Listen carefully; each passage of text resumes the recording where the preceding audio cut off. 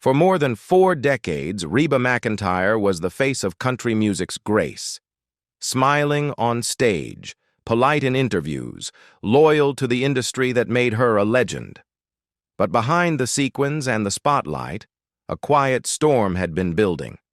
In Nashville, people whispered that she remembered everything, every slight, every betrayal, every silence that cut deeper than words.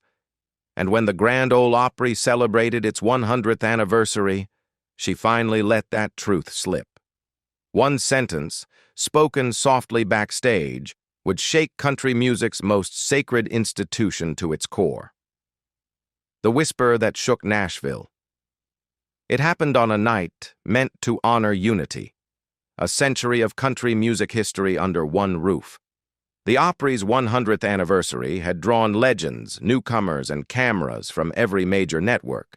Reba arrived dressed for celebration, but those who saw her up close sensed something else, composure laced with distance, like a woman rehearsing not a song, but a reckoning. When a reporter asked how it felt to return for such a milestone, Reba smiled politely. Then she leaned forward and whispered, "You know what you did." There were no names, no explanations. But the words carried a weight that stopped conversations mid-sentence. Within hours, publicists were whispering, journalists were calling their editors, and backstage staff were texting each other in disbelief. Nashville runs on rumor. But this wasn't gossip. It was a warning. Those who've known Reba longest say she doesn't speak by accident. She measures her words carefully, lets years pass before choosing her moment. And that night, it seemed she had reached the end of her patience. For decades, she had carried 5 betrayals, wounds that shaped her silence and, some say, changed her career. The Vince Gill betrayal. The 2001 Country Music Association Awards were supposed to be one of the proudest nights of Reba McEntire's career. A celebration of everything she had built through decades of relentless work, heartbreak, and triumph. The producers had planned a special duet to honor her contributions to country music, a symbolic passing of the torch between 2 generations. Reba was at the height of her confidence then, elegant, respected, and universally admired. The performance was meant to show that even after all these years, she could still command the stage like no one else. Rehearsals went smoothly. The dress was custom-made, a deep red gown that shimmered under the stage lights. The arrangements were finalized, and her team received the schedule confirming her slot. Everyone was ready. Then, just hours before the final run-through, her manager got a call. The duet was off. Without warning, her name had been quietly removed from the performance list. In her place, the show would feature Vince Gill. At first, her team thought it was a mistake, but when the official list was distributed, the truth sank in. There was no explanation, no apology, just silence. The public heard that creative changes had been made. The press release cited scheduling conflicts. But Nashville insiders understood that this wasn't about timing. It was about politics. By then, Vince Gill had become one of the most influential men in the Opry circle. His charm, reputation, and friendships within the CMA board made him untouchable. If he wanted something, few dared say no. Reba didn't confront anyone. That wasn't her way. She performed her solo number as planned, smiled for the cameras, and slipped out of the venue before the final curtain call. Those who saw her backstage later described her expression as calm but distant, the look of someone who had learned a painful lesson about loyalty in a town that often rewarded silence over honesty. Privately, she was heartbroken. It wasn't just that she'd been replaced. It was who had replaced her. Vince wasn't a stranger. They had shared countless performances, charity events, and late-night rehearsals. She admired him, trusted him, believed they stood for the same values. When he stayed silent through her exclusion, it wasn't a professional slight. It was personal. Friends say that night marked a subtle but permanent shift in Reba's attitude toward the industry. She stopped assuming that friendship guaranteed fairness. She began to watch more carefully who spoke up and who didn't, when the politics turned cruel. Years later, when asked about her lowest moments, she didn't name names but admitted, "There was a performance that never aired, one that broke something inside me." Fans thought she was referring to a lost concert or a scrapped special, but those who knew the story understood exactly what she meant. That night wasn't just about losing a song. It was about losing trust, the kind that takes a lifetime to earn and only a moment to destroy. The Travis Tritt exclusion. If the Vince Gill incident was a silent betrayal, the one involving Travis Tritt was deliberate, a wound that cut deeper because it revealed just how easily respect could be traded for ego. In the early 2000s, Nashville was buzzing with excitement over a massive collaborative project. It was meant to be a unifying anthem, a celebration of country music's roots, power, and longevity. Every major name in the genre was being considered, and when Reba McEntire's invitation came, it felt right. She had been the backbone of country music for decades, the bridge between the classic era and a new generation of artists. The song's concept was simple: gather the biggest voices to sing about pride, tradition, and endurance. Reba loved the idea. She recorded demos, cleared her schedule, and prepared to join the all-star session. But weeks later, when the official lineup was released, her name was gone. According to multiple sources who were in the studio at the time, Travis Tritt had quietly voiced his objections. He reportedly told producers that the song was meant to be a men's anthem, that Reba's inclusion would make it less authentic. Some said he was concerned that her powerhouse presence would overshadow his own. Others blamed old-school gatekeeping, the unspoken belief that certain songs, stages, and symbols of tradition belonged to men. Whatever his reasoning, his opinion carried weight. Producers listened. And Reba was erased. She didn't find out from the label or her team. She found out from a friend on the studio staff who called to warn her before the news broke. For Reba, the sting wasn't just professional embarrassment. It was the quiet cruelty of realizing that someone she had supported publicly had worked behind the scenes to keep her out. Still, she said nothing.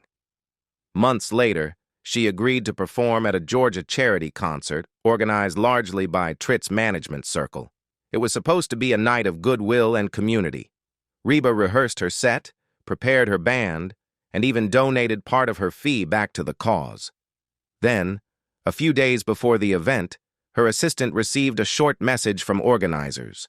Her performance had been canceled. No explanation, no replacement slot, nothing.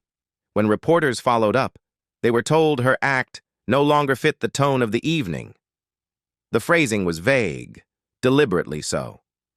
But those close to Reba understood what it meant. She'd been excluded again. That was the moment her patience hardened into clarity. In Nashville, Reba had always been known for her diplomacy. She avoided public feuds, never spoke harshly about others, and kept her focus on the music. But this time, the silence spoke volumes.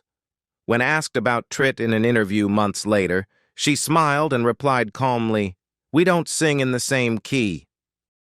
To most people, it sounded like a clever one-liner, but to those within the industry, it was a quiet thunderclap. Reba wasn't talking about pitch or harmony. She was talking about principles, about the kind of men who closed doors in the same rooms where they once shook her hand. From that point on, Reba began stepping away from projects dominated by male gatekeepers. She focused on her television work, her own record label, and her growing control over her career. She had learned that respect in Nashville wasn't always earned by talent. Sometimes it had to be reclaimed by walking away. That year marked a quiet transformation for Reba McEntire. She was no longer just the queen of country charm.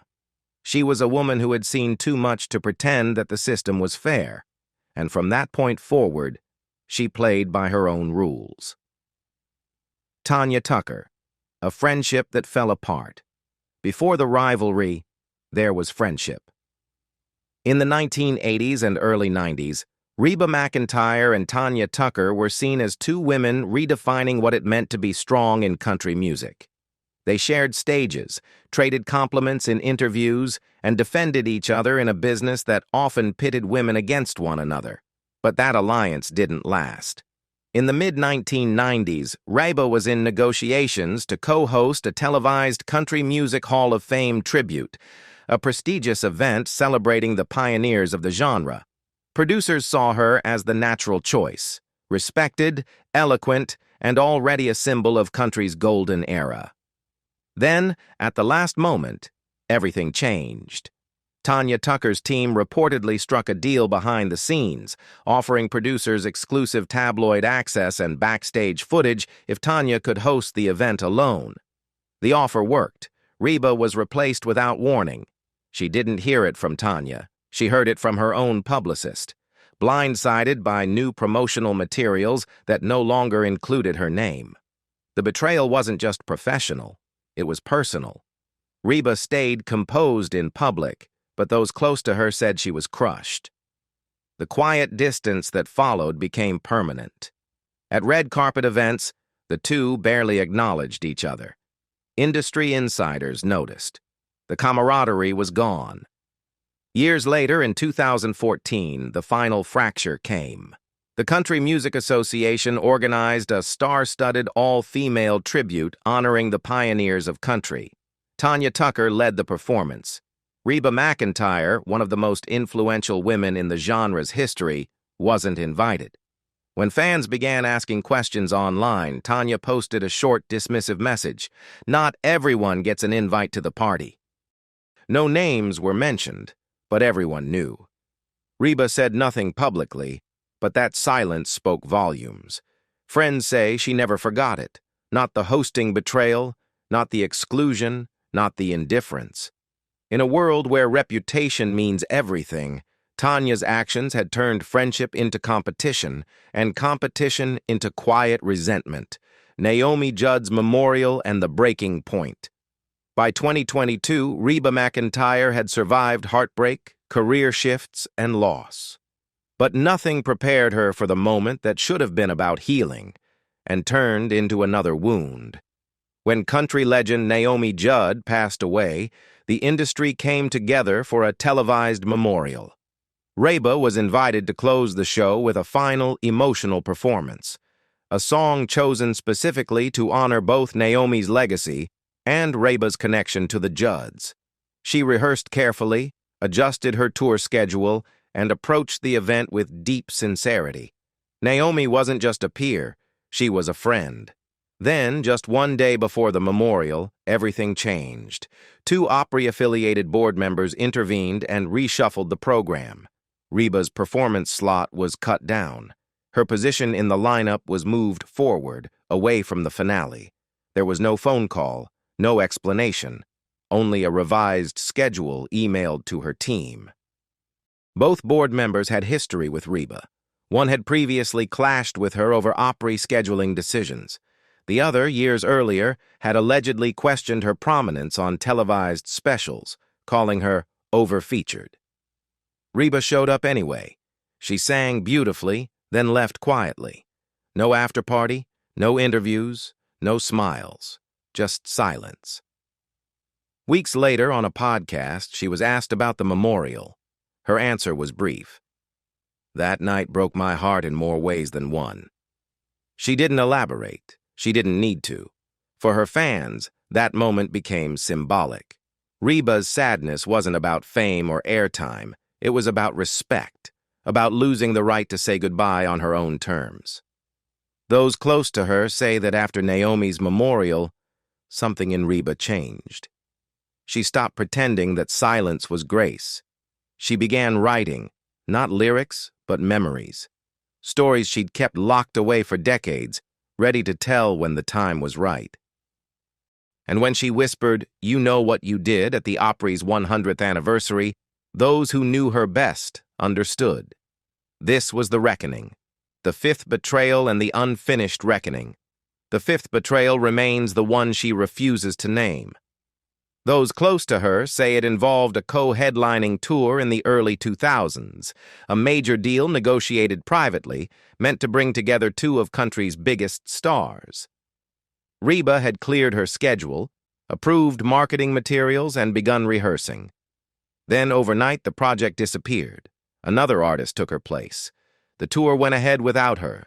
There was no call, no explanation, only silence. Again. Some point to Garth Brooks, others whisper Alan Jackson. A few mention a powerful Opry board member who also managed major acts at the time. Whoever it was, Reba's trust was shattered. This wasn't just a lost tour. It was a public humiliation. Those around her say it marked the end of her willingness to depend on others in Nashville's inner circle. She became more independent, more cautious, and in her own way, more powerful. In her later interviews and unpublished memoir drafts, Reba began leaving clues. Paragraphs about a deal made in shadows or a promise that vanished overnight. Fans online have dissected every line, linking them to real events. The CMA Awards, the Hall of Fame Gala, the Judd Memorial. One passage stands out. She writes, "Sometimes the curtain falls not because the show is over, but because someone pulled it early." She never says who. But maybe she doesn't need to. The people involved already know. Reba McEntire has spent her life mastering the art of restraint, smiling while others took credit, forgiving in public what she couldn't forgive in private. But now, her silence carries more power than any song she's ever sung. Maybe she'll never name them. Maybe she doesn't have to. The truth is already echoing through Nashville's walls. Who do you think were the 5 Opry legends Reba was referring to? Leave your thoughts below. And don't forget to like and subscribe for more untold stories from behind country music's brightest lights.